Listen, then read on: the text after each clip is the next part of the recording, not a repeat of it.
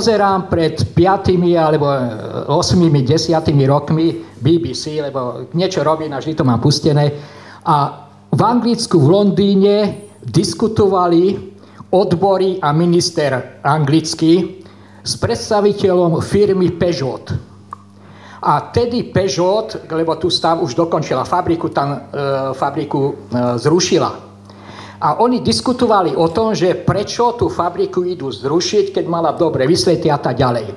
A poviem len jednu vetu, čo vice prezident firmy Peugeot povedal. Naše náklady na Slovensku sú len 10% nákladov, ktoré máme u vás. Keby som to nepočul na vlastné uši v priamom prenose, tak tomu neverím. Ja som myslím, že tieto firmy idú 50/50 aspoň.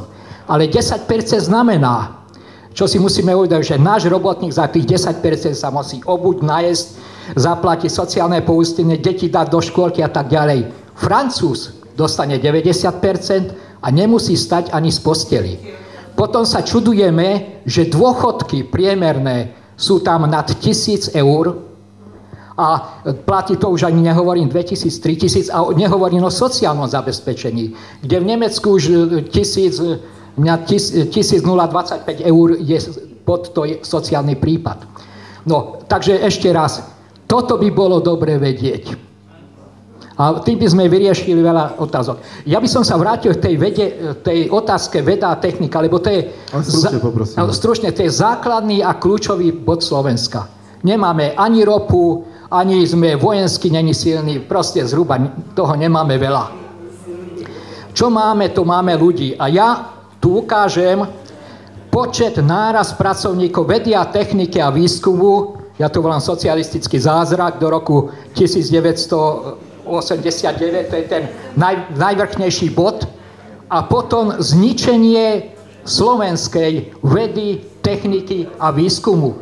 Všetky rezortné odbory, všetky rezortné ministerstva, neviem, kto to vymyslel, to zničili, a keď sme od nuly začínali a od 1989 sme mali 64 000 pracovníkov vedy a techniky, teraz ich máme nejak 30 000. Ďalej poviem, čo je tragédiou Slovenska, že počas socializmu na vedu a techniku z HDP sa dávalo, ja keď som to počítal, vyšlo mi 3,5, keď to počítali iní, bolo to 2,77. 2,77% HDP dávajú najlepšie štáty sveta.